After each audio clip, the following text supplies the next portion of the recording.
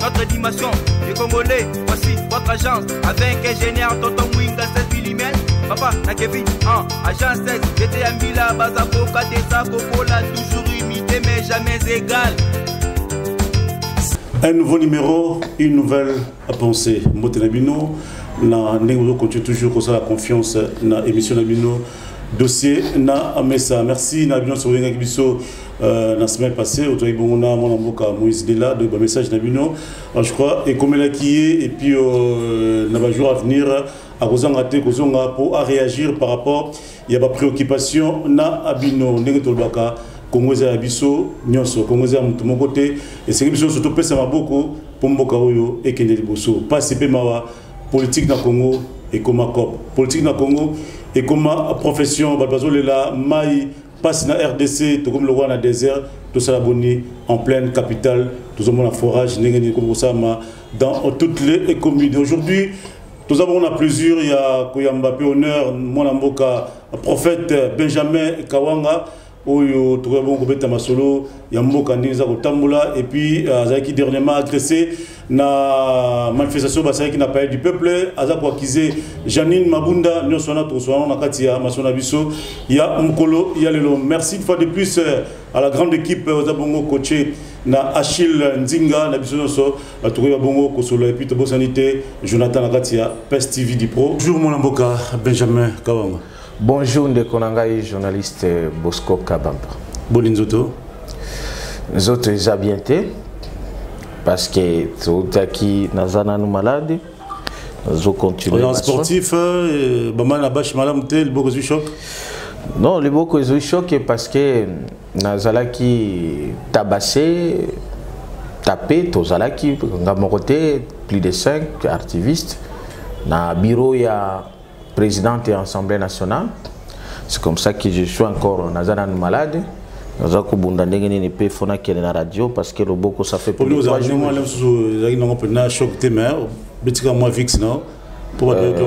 Bon, est-ce que Nazana besoin de bayo kelanga mawa? Est-ce que Nazale la répond à Batou? Oui et non. Oui, parce que Batouka Kandé, il faut bailler la vérité. Vérité qui est bazo bungisa bakuluna na Congo babimisa bakuluna batinda bango na Kanyamanka sese babuma bandeko na biso bakuluna na Congo justice na no sale matin mais vérité za ke bakuluna bazana ba institution na mboka na biso bafani na bango bazo organiser ki kuluna na kati ya ba institution donc wana il faut ba na mboka ba yeba ça veut dire quoi mais c'est oyo zo sale ma c'est la za ki kuluna nenge moko bakuluna basalaka na ba quartier na biso soki bazuyo babetio liloko babotolio liba babotolio téléphone. Maintenant vous perturber ordre vous montrez que bino ne vous bakuluna il fallait comment la police à mettre l'ordre. Qu'il faut perturber l'ordre biso na kati ya raison. Le palais du peuple c'est une institution beaucoup mikuna boye sans autorisation beaucoup ti vous croyez que la police a retiré bino ti au bureau il y a Janine Mabunda. Pour votre information nulle part la loi parle à autorisation bino journaliste Fobolo Bakabosolo. Mobeko zo parler na information.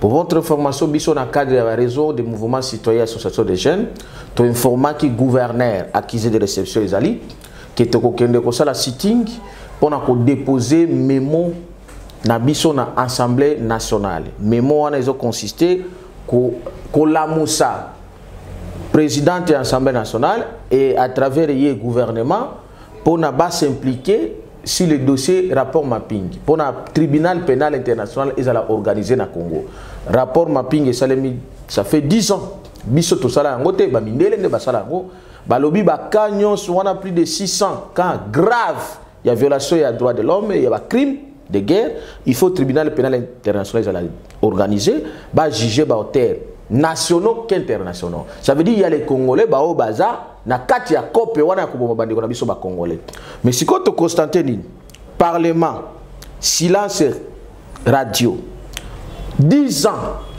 les régimes wana bato ba dirija kabaza wana total Janine Mabunda 10 ans plus tard azaki toujours na pouvoir azalaka conseiller ya Kabila chargé ya violence mais na kati ya rapport mapping bazo parler de ba violence contre ba femme contre bana tant bazaki même na présidence na ye pembe na Kabila tika kolobela ngote mais lelo a commis présidence et assemblée nationale Et là, comment quoi zolo bâti? Non, tu es dans notre la moussaïe. Nous sommes venus plus que pacifiques. La police va tu as passé plus de, je crois, 4-5 jours. Comme elle roule la mawa, aux oyo kate, les lots sur le boko, il va beaucoup à boyer. Pour quelle finalité, mon amour Benjamin? Ndekonangai Bosco Kabamba Nazala Kalokola Mwana Mawati. Il est vrai que tout acteur a joué un choc, mais un choc n'a eu la raté. Nazanga Mutaliboso te Kimbango a joué un Jésus lui-même le Seigneur allait là a joué allait là, mais après 3 jours à c'est quoi. Mais le problème est que l'it auto sala ils allaient au-delà de Benjamin Zoto. Parce qu'ils allaient commander dans l'esprit supérieur de ce pays, l'esprit de Christ, l'esprit d'Emmanuel, l'esprit de Kimbango. Pour nous libérer. C'est les prophètes qui vous disent. C'est les secrets. Mais c'est qui s'est mis bozolo bani. Ce qui bolobi qui n'a pas qui s'est mis bolo bani. Binomoko botal. Le problème est que na lengi na répondre yo na zongela d'abord dossier à rapport mapping. Mindele ne ba signa, mindele ne ba sala rapport wana. Il faut justice ezala installer na Congo. Mais si koyo ndenge nini ensemble parlement na biso eza ko s'opposer nango. En vérité ngana yebaki en tant que prophète que parlement na biso s'oppose à que lingaraté rapport wana ezala appliquer. C'est comme ça que moye ba lobela yango ezala kate, moye ba lobela ta communauté internationale ezate parce que nyon se ko salema na Congo. Il faut les canaux parlement. C'est le parlement qui doit décider et puis ça ordre dans le gouvernement. Mais le parlement n'a bino oyaba okipa et fana nango kimia. C'est comme ça que monsieur tokende ko la musabango. Le quoi toke ko la musabango. Oh bango ba sale la sous l'ordre. Gouvernement est conscient de makambo. Mais est-ce que ça gouvernement est conscient? Ce sont les inconscients, même pas ba inconscient. Ba conscient. Par rapport à bateau basale la Kabango. Parce que c'est un gouvernement, c'est un parlement dirigé par les systèmes étrangers d'occupation. La preuve est que Toyeka kato déposer bango mukanda ozolo bakeno to sala ki soki désordre soki nini. Toye to la kisi mukanda à la police avant d'entrer. Police et lobino boko ta bino nyonso plus de 20 ité bozali boko ta 5 seulement. Ba memi biso police wana memi biso tina 4.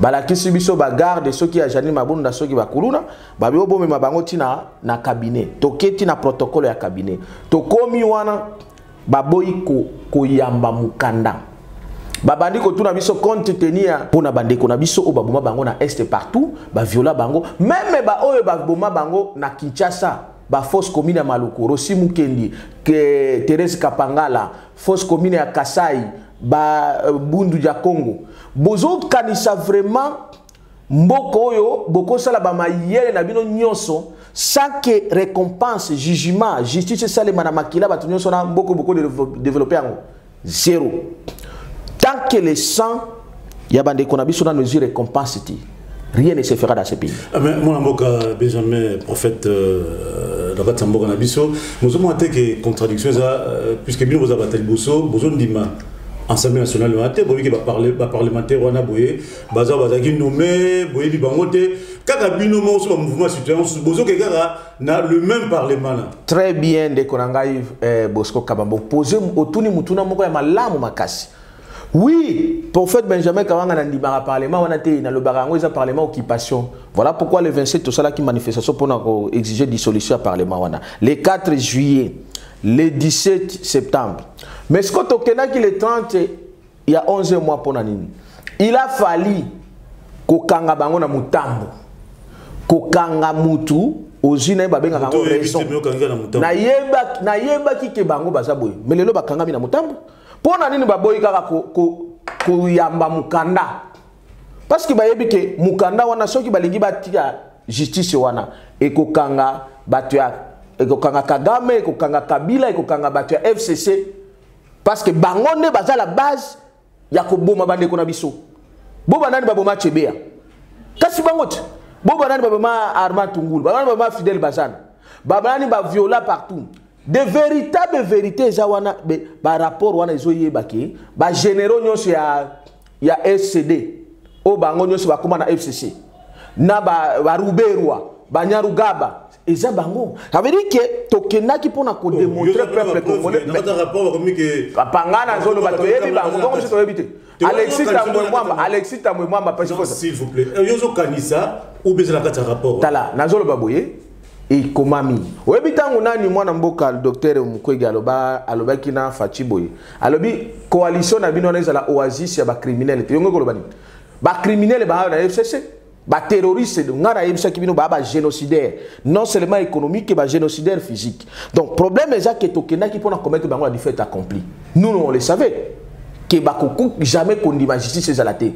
Ezako kende ko funda bango parce que non seulement que baza wana balia ka mbongo na biso ba futa makana mbongo na biso siko photo mettre bango la fait accompli parce que parlement européen ont plaidé pour ni ba plaider raté lelo bakanga na mutambo. Voilà pourquoi Janine Mabunda zana ba kuluna na ye na kati ya parlement atindi bango ba maltraité biso ba saboter biso na basi soko lobinga prophète Benjamin d'ailleurs yebinga na kokosa jamais te na kokosa pona nana na kopesa ngani nana kopesa ngani.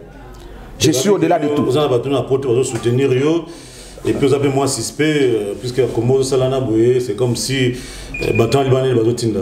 Mais na lobi boye bato libanais de baotinda ngai tangu na kei matadi mbanza ngungu matadi na zongi na kei kisangani nani na ndako solo na bato libanda tangu na zo sala komba wana première conférence nga na sala na Kisangani na 2017 le 11 janvier 2017 la conférence na place des évolués na Kisangani où je fais sortir les prophéties sur ce pays et puis par est-ce que kuna bato banda ko na nga na zonga ça veut dire que na élection au ça raté aux appels église peut-être na simana yo boye il y a plus de 500 bandits même à 50 aux na bangote.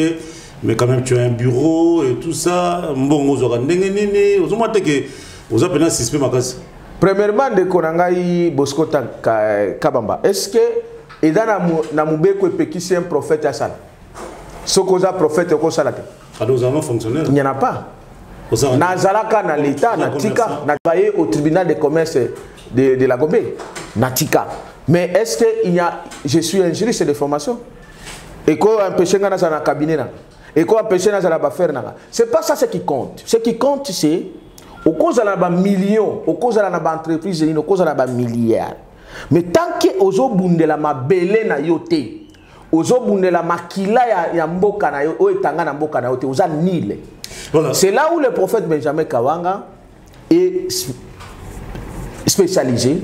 Yakobunde la mabele, yakobunde la mabele, makila, et jusqu'à ce que le pays sera développé. Des morts à l'est du pays. Vous avez l'élite nabineuse vraiment makasité. Et Zali makasi fort. Ce que Zaki makasité, mais Bajani Mabunda Baosala Makambo Baosalate. Bino ne bon a raté parce que bon a un bonzoto. Présence dans l'Assemblée déclenché déjà définition ya l'affaire ya l'Assemblée nationale dans le Parlement. Oh, donc dissolution quand même. Exactement. Dissolution, ça par quelle magie? Binobo, c'est la cas beaucoup moins. Majorité, dans ma boca FCC, bon, je peux me coller pro Fachi, ça m'a dit. Nazali, pro Fachi, pro FCC, pro 4, pro FCC, tant que l'accord wana is à la kawana, ou na sabino chaque jour que j'ai accord satanique. Tant que na lobana batukeno, malheur aux enfants rebelles, au bakena kosala balian sa kotuna nzambe. Lelo bomo na teke malheur yango wana. Mawa yango ezoyati. Moi yé moko Fachi ndimite ke akangami. Siko problème siko yo nenga akangami fa luka mosakoli oya emonaki déjà mawa wana ndenge akope sa solution. Problème eza kuna te. Problème eza boye, problème eza ni. Mutu aliboso abimisa na verset ya Bible Esaïe 30 tango ba signer accord FCC catch. Eza na eza prophète Benjamin Kawanga te. Bataksanga ki na za prophète ya malheur. Siko tango ye moko ndimike va bien mais siko tango Robert Nzadi on peut ça date moko boye na juin Félix a longa pouvoir mais Jean peut le cas Félix a longa après makambo malamu le baka est-ce qu'il y a dans le pouvoir? Est-ce qu'il y a dans le pouvoir? C'est lui le président de la République. Non, est-ce qu'il y a dans le pouvoir? Mais oui. Non, c'est lui le président. Au moins le problème est bien compaté. C'est normal, ni les prophètes ce soir. Ça dit prophète a compris dans le retard. Il fallait qu'il y ait beaucoup de retard. Le problème est que Bazali, Bolanda Nzambete, Bozo, Kende na Bozoba, Nyonso eza bloqué, Nzambende a bloqué. Parce que dans une boka, pesa mboka Nzambe, le stade des martyrs, ça l'a raté. Et puis résultat, 2 ans plus tard, Mboko pèse Maboko ensemble et Kangami Lissus. Et puis le bipé n'a pas sauté. Au Bengi Siko Batu. Ce qu'on pèse qui pas ensemble. Est-ce que vous avez un bateau? Est-ce que na bateau ba bengi bango na consultation? Na bateau yo a bengi. Na nzambe apesa kimboka. Na bateau a bengi na na makasi. Pourquoi nzambe ana pesa ki maelete? Non, c'est de la farce. C'est de la farce. Là c'est jali que mais consultation li makanise ko za malamu. C'est-à-dire que ndeko monique non et simbité na lukabat et koki koza mal mais ce qu'on ndenge ni na osaleli yango parce que banani faut parce que consultation ngi ko lobaki muto azobela aluka munganga aluki siko munganga siko ko luka pe maçon oluki maçon okanisi keza munganga akoya ko tubo tonga moko ebomiyo donc la bonne idée ezali que ndeko balingi ba reconnaître biso to yebisa ki ko sangana na ndokite Kabila Aza Pharaon, tant que vous signez accord, on a botuna qui s'embête. Aza Pharaon, mais ça veut dire c'est à Caïn, il y a tous si, il y a joie, qu'on a la maman na na banani na papa na ye, alinga ite kotika yango. Aza na mission Kagame appelle ça Kaye, il y a ko détruire Congo, ndenga salana Jeannette et nani wana. Putain, sur les makanso so bana peut-être on détruire en gros, tant qu'il a pouvoir. Mais ça détruire beaucoup. Il est plus au pouvoir, bon comment yo. Qui vous dit qu'il n'est plus au pouvoir? Qui vous dit qu'il n'est plus au pouvoir? So kaza qui a pouvoir était boani na zo bloquer Tshisekedi. Tshisekedi a lobby na bloqué. C'est Kabila. Qui vous dit qu'il n'est pas au pouvoir? Papa. Bon tant tangi FCC zanini. Propriété privée à Kabila. Est-ce que la FCC kuna bato bazali ou bien ça ba élève à Kabila? Le problème est ça que est-ce que baba professeur c'est sur le idiots utile? Non. Est-ce que baba professeur non gardez la lobby s'il vous plaît na lobby ce sont les idiots utiles je reprends non c'est non retirez-moi. Est-ce qu'on comprend d'abord idiots utiles? Aux hommes de Dieu non? Aux hommes de Dieu. Aux intellectuels. Quand Jésus avait dit à un roi que renard va dire à un renard là retirer. Je ne retire pas, ce sont les idiots utiles. S'il vous plaît. N'a pas retiré ça les idiots utiles. Donc continuez l'émission de qu'on a retiré que n'a pas retiré que baza ba idiots utiles c'est mon quand même élégance galanterie dans propos nabiso. Maman vérité. Ba besoin nabiso. OK, n'a rappelé. La vérité même si elle est blessée elle reste une vérité. Il y a une différence entre vérité et injure. Non, ça c'est pas une injure. Je dis ceci. Jésus dit à un roi, va dire à ces renards là, c'était une injure ou bien une vérité? Alors ici comprend. Jésus a lobby que avant que votre Abraham a fait je suis. Est-ce qu'il y a un Gérien qui va comprendre? Idiot utile ni kolobani. Et ils ont le babou mutu oyo a salé la capona batu. Ça dit pour na mutu wana aza un idiot, aza utile. Pona mutuana so salela aza utile mais pona siko biso ba Congolais c'est un idiot parce qu'il est professeur mais son titre professeur les ont amené sur le côté ne ba bengi bango ba idiot utile c'est pas idiot utile comme retirer monter je crois dans niveau montage vraiment donc non ce que bolongole yango ngape na kosilika non c'est ça maloba na ngai le maloba oyo za nzela te bana bazona na biso ba biko bazona na biso. Je crois que na lobby boy ba professeur na Congo onyo so baba okitisi wana baba idiot je crois que wana to retirer on a niveau montage on a déjà promettre mais par rapport à venir de l'Assemblée nationale est-ce que vous croyez réellement que le 15 décembre l'adresse du chef de l'État dans le congrès Marmus aussi là? Premièrement, on se poser des questions. Est-ce que nous croire dans l'Assemblée ou bien le Parlement? Depuis longtemps, nous avons croire à l'Angoté. Ce qui existe, c'est par rapport à deal d'Abango. Par rapport à l'accord d'Abango, c'est 4 qui sont 4. On a la belle rango chaque jour, on a le bel rango qui est accord déjà satanique. Les lois, il y a eu des pêches, comme on dit, en tout cas. Donc, tu as ni à coalition malgré mais oui, on est comme c'est comme ça un prophète. Tant que vous loba makambu, batu ba comprendre yote na tango wanati. Ba menaça, mais lelo ba ozonga place oyo prophète Benjamin Kawanga Ibsa Bango. Même si je rappelle une fois Oyaka, tout ça l'élément journal, donc on est vraiment très menacé et puis on était obligé de Malibanda, tout Zoyo, tout Kotsuti Nakatia Imka, donc on a rappelé Nabandeko, Nabiso, Virteza Bongo. Voilà, on continue. Mais oui, Bandeko, Bako menacé par l'ignorance, c'est comme ça que dans l'imbécie Bango a ignorance. Mais seulement, même place Bazo Kende, Bazo, Bakominanti, tant que Baluki, Mutuoyo, Azana Bafongola, au Christ a Pesaye, Oyo Kimbango a Pesaye. Tant que Bosali repentance ya Malamute, Boluki Nzambe ya Solote, Boko Bundana Satate. Au contraire, na yo na Sata Boko Kende. Il y a un code là-bas. Bah kozana maye les ba comprendre. Problème ezali ki bokota ki na libulu ya mabe. Soki olobi faut ezala dissout. Mais le problème est que dissolution à parlement wana et ko sale maté selon volonté ya batu oyo ba signa na bango ka. Puisque au signaki accord est dans la dimension prophétique et politique. Na ba accord il y a les 100. Tangu ancre bimaka na accord ya makila.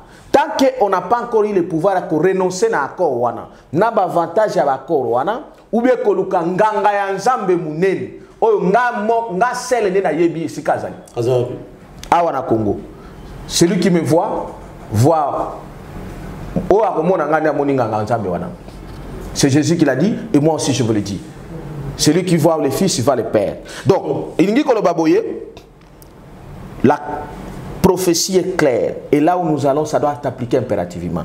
Dissolution à Parlement, il faut seulement. Et la suite, 3e République est Kwende. Pour que tu aies la 4e République. Souvenez-vous de la conférence. Pour ceci, il faut estimer après combien de temps? Non, c'est d'ici. C'est d'ici 2021. Tu continues l'année finale. Est-ce que c'est la prophétie de Kimbangu. 100 ans ne passera jamais. Est-ce que moi, je sais que la dissoudre le Parlement et puis non, question est que yako kaubie yako kati. Akoko zala utiliser tout comme payer mon kokende. Soka luki nganga nzambe munene ti.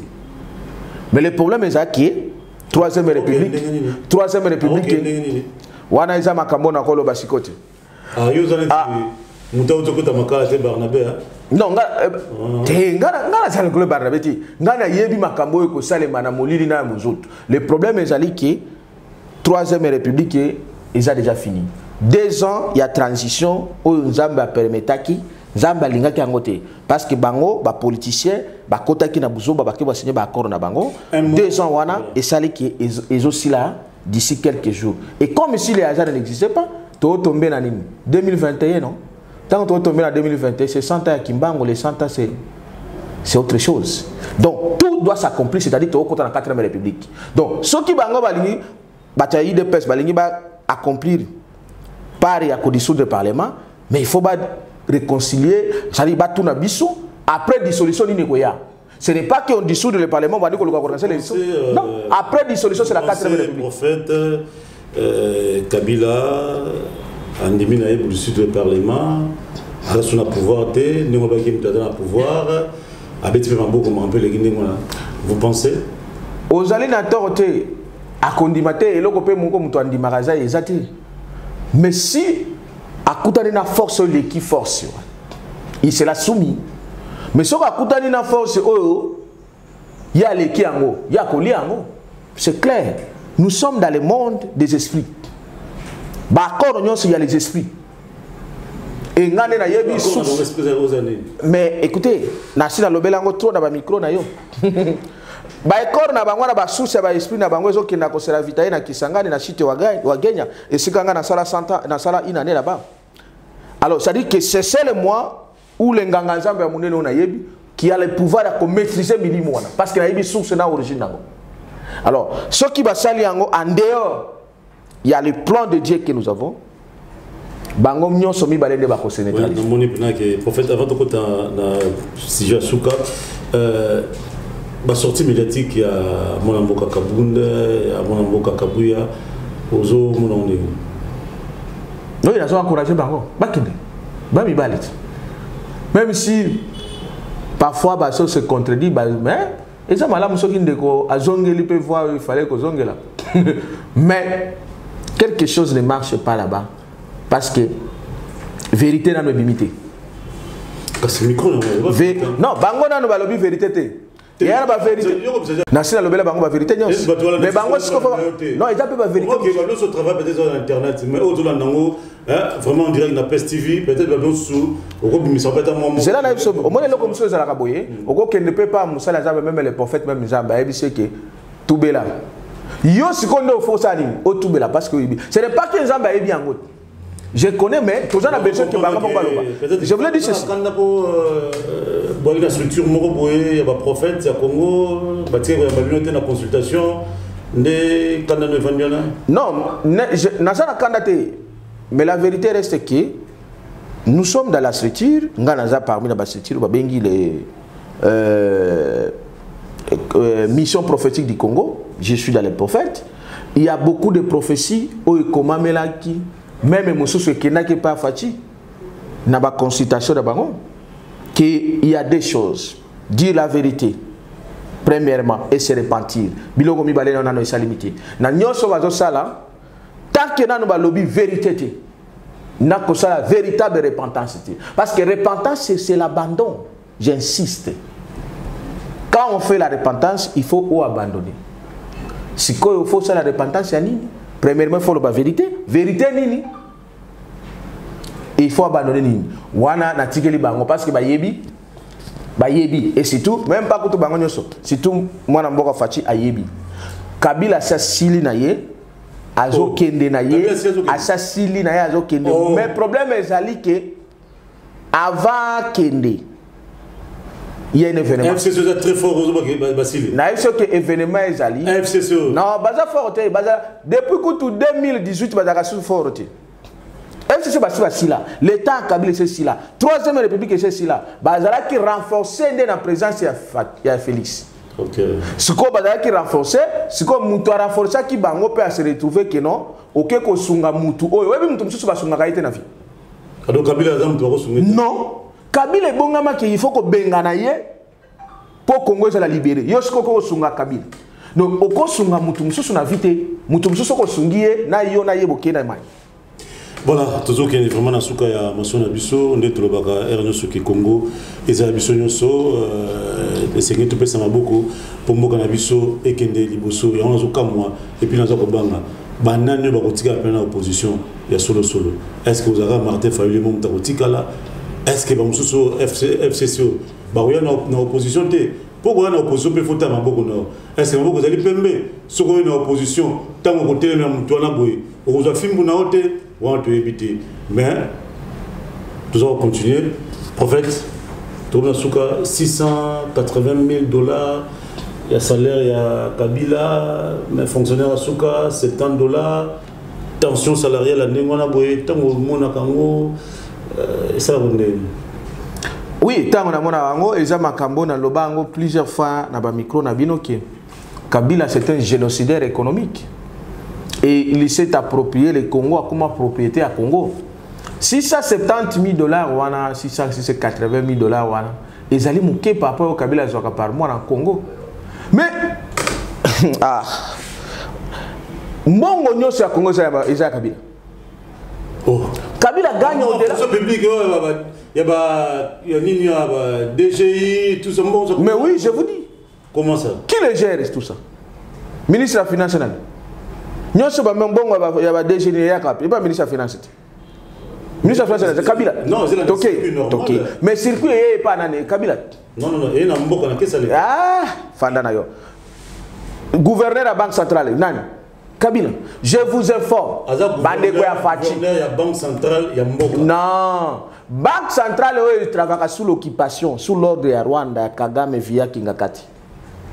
Ministre Wana Finance, Wana, je travaille sous l'ordre. Même si la vérité, parce que quelque part les autres touchés, ça va faire bloqué par rapport à lui. Parce que Bakamounion, c'est Mbongo, ils allaient bloquer le système ya Kabila. Et toutes les banques bomona banque nyonso bomona na Congo Kabila za associé majoritaire les circuits bancaires nyonso za na ordre ya Kabila ba vivre fait kolia nyonso ya ba congolais na Congo na Kinshasa ya Kabila bomona ki banani ba port nyonso za na maboko ya Kabila ba minéré ba mine nyons et ba na peso exemple chez moi Maniema okuti Somenki société minière à Kivu mais tant okei atikeli ville kaka netikeli ya Somenki société ya l'état wana mais il y a eu ba carrière nyons ba chantier nyons comment yayi mais ce monsieur c'est un terroriste économique. Un génocidaire économique, oui. Mais Kabila, c'est un génocidaire économique. Mais le problème, c'est que...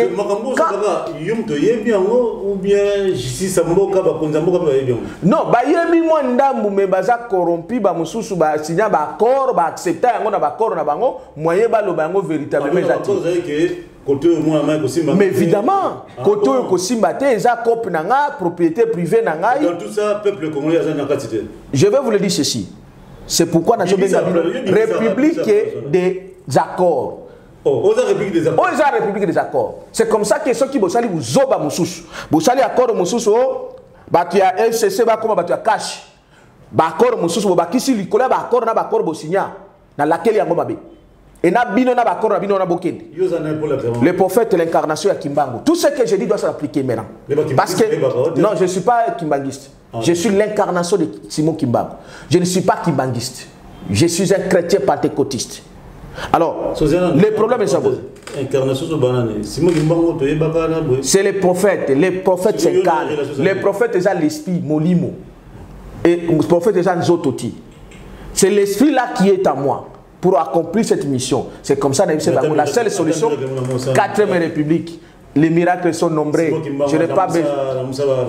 Nasina la Moussa Batebele Koutou. Na la Moussa Batebele même. Yo kanisi oh na osala na ndenge na choki na yebiso avana ke na parlement makamoni ne salema na makamoni ne Rosalem. Problème est que na nzongi esika ngalo bawana. Na zuka ba koro ya mikolo. La muka bakena nani na Genève basigné accord. Baye na nani balongwe wana bakena nani na babengi yango nini Kamere soki Nairobi ba signé accord bazongi wana bakena kinga kati ba signé accord ba accord on soit déjà na incidence sur le plan économique. C'est ce qui fait que le Kabila a se taper les doigts ya kozala na ba 670 680 000 $. Et uti wap oui pourquoi on attaque le parlement wana oh il fallait biso to se réunir biso no se botikana na makabala bino ba IDPS la muka au cash bozonga na identité populaire, identité congolaise, tant que le quoi siéger parler du peuple wana, to benga na ba Janine Mabuna na ba Alexis Tamama na bande na bango. Parce que bango ne ba légiférer ba loi oyo. Or, peuple ceux qui 680 c'est révoltant. C'est plus qu'énervant. Ceux qui n'ont pas moko qui christianisme mususu pe photo kuma er moko pe lokola ba musulman er moko parce que mais évidemment to continuer pour mboko to continuer parce que problème est ça quoi un mutu moko aleki mboka na mbongo 670 c'est au-delà mais plus oya zanango c'est plus que ça. Nelo lendo zanango menazo sa Kabila omoni Kabila na sa lendo so sala wana na sa Kabila mo lendo so sala wana papa ya mbongo ya Congo yo na iso ke namba to ba pesa yo na oyo sinyana bango ba akoro wana ba propriété ya Congo te Congo eza na maboko na biso eza ya Christ Emmanuel eza pa Kimbangu apesa biso donc na yo na bango bo banda ko tika Congo parce que le vent oyo ya l'ouragan eza en cours et comme mema bino nyos. Voilà, mon amboka Benjamin Kaonga, na ine tout solo la masolo na kati mission na bino dossier na mesa to kompena na suka koyoka ba monter za kobima plus de 680 000 $ par mois. Donc nous avons néboyé à travailler. Ola les pongyo la muki, au taliban nyamanayo, au taliban bisinayo, au kozuma matungulu na zamba, au zongi na pokwa, suka sanze koki 680 000 $. Mais les petits Congolais qui travaillent chaque jour, Nassé Amoui, Napassi, Azonyo Kwama, pour 100 $, c'est tout un problème. Nous, les peuples congolais, nous avons peuple peuple béni ou peuple maudit. Numéro 1, on a sa réponse là. Comment on peut arriver à consommer de l'eau, consommer les affaires impropres, mais de consommer pour n'en là. Surtout au Congo, il y a 1960, avant 1960, Congolais n'ont pas zalaka, où il y a bundaka pour les lots de l'indépendance. Na Congolais teng na poto, na Congolais teng na l'université Congo. Na nyo pena zali mutu. On peut sa réponse le mot. Prophète Benjamin, Tokomna Souka, on va placer là Momoka Mouké par rapport à Momoka John Numbi, auditionné dans CNC. Est-ce que vous avez dit qu'il aboutir dans Momoka Malam pour l'intérêt Momoka? Non, on a placé Mo ya Souka Libosoana, peuple congolais, peuple béni, avec les dirigeants maudits. Avec les accords sataniques. Nous répondons d'abord, peuple congolais, peuple béni, avec les dirigeants maudits, et nous allons écarter les dirigeants maudits pour avoir les dirigeants bénis de la 4e République. Avec les républiques maudites, République Rwandais, 3e République, République occupation. C'est comme ça qu'il va occuper, il faut c'est 3e République qui a besoin de République démocratique du Congo. Et ça, République na Bango, et où tu pas mais nous sommes ça, c'est pourquoi nous sommes en Rwanda. Oh, nous sommes Kabila au Zouawana, c'est parce qu'il y a d'autres qui sont en Rwanda. C'est pourquoi bon mon akiba nani ba DGDA mais oui non c'est ça yo moni Rwanda hésité ba banque yo c'est ça wa so batali ba na ba banque musu ba benga ngosoki raou soki nini ya ba makamsu to yebi ebele na mboko mais tozo libérer Congo ba makambo ya ba John Numbi ba auditionné ou pas bon depuis tout ce temps à Zalaki acte wa salaki fallait benga mani. Mais il fallait qu'on l'arrête. Pourquoi 2 poids 2 mesures? Ceux qui Benjamin qui est ensemble, alors, le problème est que l'ouragan est en cours, le Congo ne restera pas dans les blagues. Il faut que Congo. Le monde, tout tourne autour du Congo. À partir du 17, il y a 12 mois, à partir de le 17 janvier.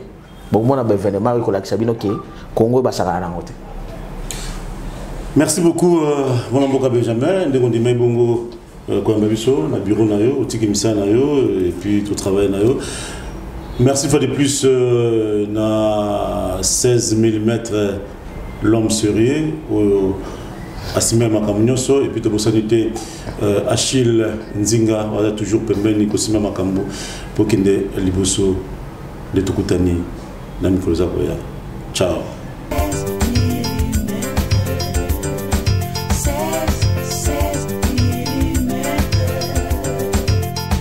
Réalisation, clip vidéo